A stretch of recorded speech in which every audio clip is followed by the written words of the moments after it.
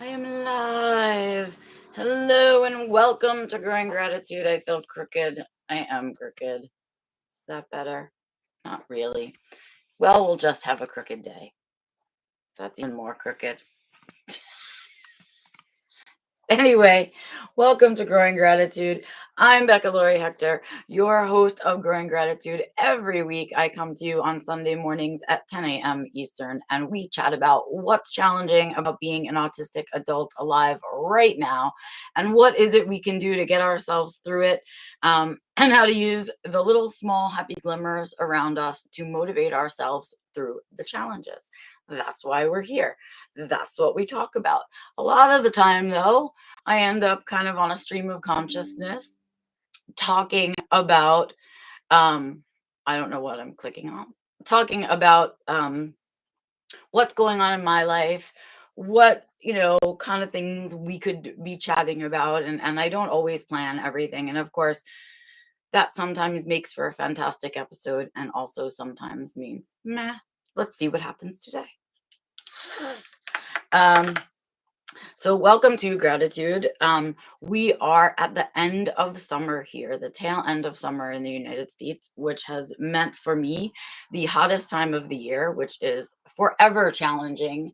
Not only am I temperature sensitive because of some medications that I take, but also I am someone who struggles with POTS. If you don't know what that is, give it a Google, big capital POTS, little s, and check out what POTS is. And it also makes me really sensitive to temperature. And so this month is kind of a challenge for me in terms of my physical and mental health, right? It's kind of a challenge. And this past week was no exception, man. Did I have a rough week with that this week? I had to give in to a lot of that exhaustion. I had to give up a few days on the bike. So if you've been following me for the last little whatever, I'm on a little adventure with my recumbent bike over here. And so I've been doing some miles and I had to give up a couple of days in a row of that because it was just too hot for my body to attempt exercise. Um, it always means the air conditioning has to be on, which also gives me sensory overwhelm. It's a whole situation. So that was really what my week was like. And at the same time, of course, I have to work. And I'm always fascinated by the Sunday hair I come to you guys with. I just want you to know that. Like, no shame in my game that I gotta show up with this hair. Anyway, so yeah, it was that kind of week, and I had to still you have adult responsibilities, you have to make sure you take care of those things. I have a bunch of pets here who I also have to take care of, all of those things, and so it was a little bit of an exhausting week. And, um, I've sort of just been in, a little bit of a funk, I guess, from it. Just it's depressing, right? It's depressing to feel like your body's not working and you can't do the things that you want to be doing or feel like you should be doing. We do that to ourselves too. But also, just, I was really on a good roll with the bike and it felt really shitty to kind of break that cycle and feel like I was not doing something that I should be doing for myself. But at the same time, taking the break was something I should be doing for myself. It was a very confusing week for me because also I'll loop then about these things, especially if I'm feeling more and more overwhelmed as I'm heading towards shutdown and meltdown, my loops go worse around and around and around and around, right? Anyway, so that's kind of the week that I had. So in essence, right, I don't have anything exciting to really share with you. I didn't do a whole lot this week. This week for me was all about maintaining and making sure to avoid burnout and making sure to take care of my meat suit as well as my headspace, right? And not really thinking about being productive in that way or producing things, right? Just making sure I could get through the necessities this week. So I had a week like that. And so I don't have a lot to talk about, but I will share with you some of the things that I'm thinking about in terms of our community and where I've been at with the things that um, I'm creating directly around growing gratitude, because growing gratitude is a challenge, right? It is not YouTube friendly material. How else to say that? I don't go viral doing gratitude, right? It doesn't get a gazillion thousand review, views because it's a very particular thing and we are on a very specific journey, this little group of us. And it has to be a journey that you're on for you to be interested to subscribe and to tune in. And I try to add things to the channel, like I'm doing a monthly little conversation with Carol Jean Whittington, whom I love dearly and enjoy my time with like nobody else. So if you haven't caught that, it's called things that wait, what do we call it now? I can't. Things that really matter. That's what we call it. Things that really matter. And so once a month, we're having that conversation. We just did a great one around trauma. And so I'm adding that to the channel as something that's not a live stream, but a video folks can watch. And it doesn't just have me, it has someone else, right? So I've been trying to like add those things. I don't do a lot of shorts and stuff, which YouTube loves. I don't do a lot of SEO, which also YouTube loves. And so we're this little tiny group. I have under 1,000 subscribers to this channel, right? Which in YouTube standards is nothing. Is like a drop in the bucket, right? As they say. And so it doesn't monetize, right? So this channel isn't monetized. I don't get the commercials and things like that. And I also don't like make any money off of it. And so it's a delicate balance between giving this my energy, right? And doing it because some of it is that I need it, but also that I love our little tight knit group of even though we're such a small group, right? And so I attempted to add the Patreon to this situation, right? In an attempt to see if I can make it feasible for me to continue doing a YouTube channel or continue to do gratitude and all of these things. And so I'm always in this conundrum because there is a balance that I try to create. I really try to strike a balance in the work that I do between doing things that I have to do and doing things that I want to do, things that I enjoy, and also doing things that are easy versus doing things that are hard. You need like a good balance of that. You need a good balance of things that bring income in and a good balance of things that are out there as free resources for people and things like that. And so it serves a purpose, but a lot of times, and in a time like this week when I was feeling really, really exhausted, right? I always have to pause and say, is gratitude worth doing? Is it still something that I should continue doing? And there is this little tiny cluster of us, which isn't to say that we aren't an important group here, right? Because we are. It's just a very small, tiny, specific core group because what I do is so specific, right? It doesn't appeal to enough people for it to go viral and for it to monetize that way. And see, if it would do that thing, then I wouldn't care, right? Because it would sustain itself and we could just keep doing gratitude forever. And I'd do my darndest and we'd hang out here, the small group of us that catch it every week, and that would be it. And it's just it would just be a thing. But so now I have to think about it because we're also still a very small group over there on Patreon. And so I've now been in this thing where when I look at my plate as I'm coming into the fall, and this is the next thing I want to talk about. So what a good segue my brain is doing all by itself. Um, is as I'm coming into fall, right? I have been thinking about what does this seasonal change that's coming up mean for me, right? So something I've talked to Carol Jean about actually recently when we did things that really matter. And I don't remember if it made the episode or if it's something that we talked about beforehand or afterwards, but we've been talking about seasonal living. And what I mean by that is it's important for us to remember that we're human beings. And because we're human beings, we really are just animals, right? And because we are animals, and really, if we think about ourselves as part of nature, instead of thinking about ourselves as separate than, better than, somehow elite species, right? That can go against the tide of nature. But if we gave into it and we kind of began to organize our way and our way of living much closer to the way people used to have their way of living, and that was to follow the rhythm of the seasons, right? Because there's a time to plant things, and there's a time to harvest things, and there's a time to can things, and then there's a time to eat your canned things, and then it's a time to start that all over again, the planting and then right, harvesting, and then right. And so if we think about our lives in that cycle, instead of thinking and that each season we change up accordingly with what we're doing, right? We will begin to naturally match our own energy levels, right? Does that make sense?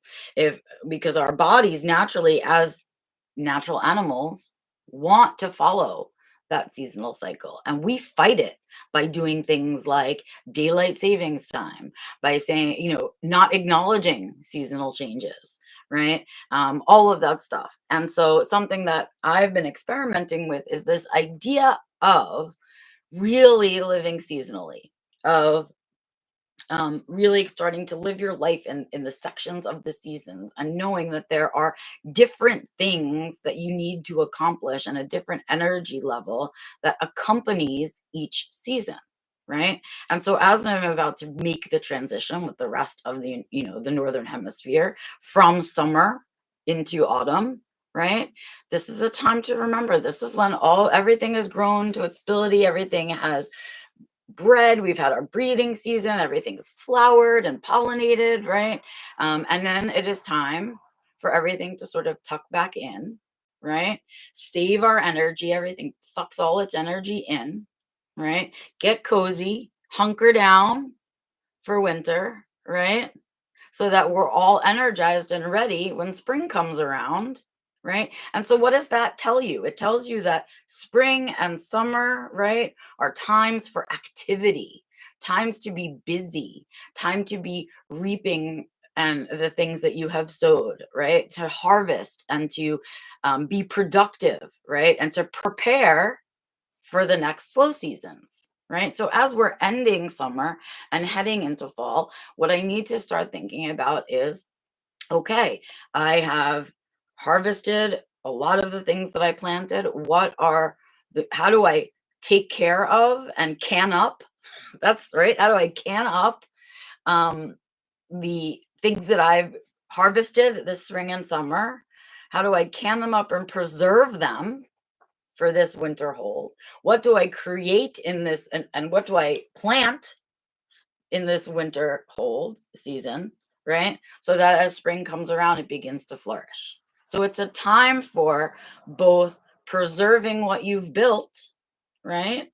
And a time to begin to think about what you want to, grow the next year. What is it you want to plant for next year? What is it you're looking for from the next year? And that all works very well when we do our whole theme, right? When we do our F word for the year, right? There you are in winter, and you're thinking as you're heading from fall to winter, geez, it'll be springtime before I know it. So what is it that I want this next year to grow? What am I cultivating in the next year? Because that winter time is your time for planning all of those little seedlings so that they come to fruition in the spring and the summer, right? It's a very right. And now, if you live in Australia, of course, your seasons are different, and it's going to play out at a different time of the year for you. And this is how it's working, of course, for me, because I live in the United States, Northern Hemisphere, blah, blah, blah, right? But it's also very just meta, right? It's also just um, an idea, a way of thinking about attacking your year in this seasonal way. And it's a very organized way and a very rational and logical way to actually reach your goals, right? Because it's in a cycle that you can follow, right? First, I need to figure out what I want to plant, then I'm going to plant it and maintain it and cultivate it and nourish it, right? And then after I do that, it's going to do a lot of growing and blossoming. And then I'm going to harvest that and preserve what I want to keep of that. And I will let the rest of it die in autumn, right? And that which I preserved will sustain me through the winter as I begin to think about the next year. So that's where I'm at kind of with my thinking as I'm going into fall. What is it that I want to preserve, right? And put my energy into, what small amount of energy I have for the fall and winter, right? And then to begin thinking about what I really got out of this spring summer season, and what do I want out of next year's spring summer season, because before I know it, it'll be back here again. right? And so it's this very cyclical thing. And so I'm trying this out. I am not telling you that it works yet. When I know it works, it'll probably be its own book and its own course and its own worksheet and its own everything, right?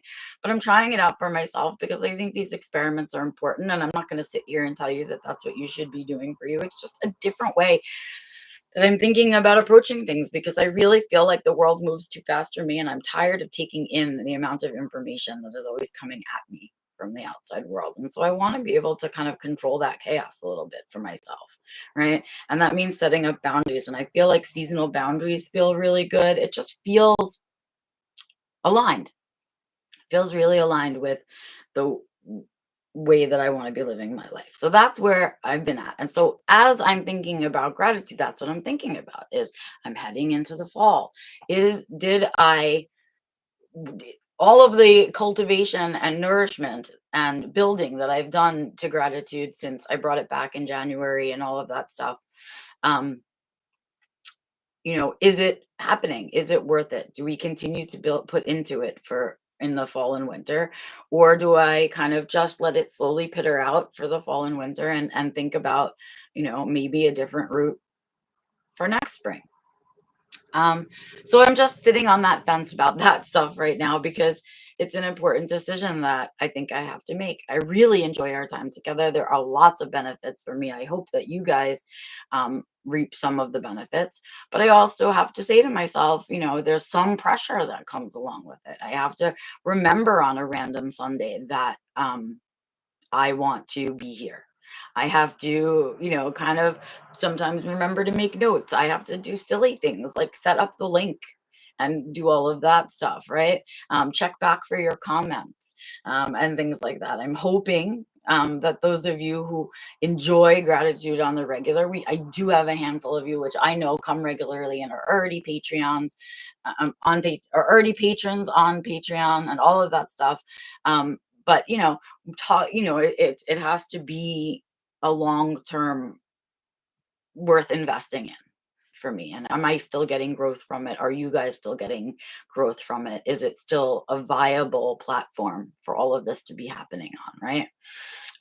Because it's really easy to kind of get unaligned and start picking up other platforms. Like, for example, it's super tempting right now to pick up Substack because everybody's doing Substack, right? Substack is the place, right? But Substack has its own issues, right?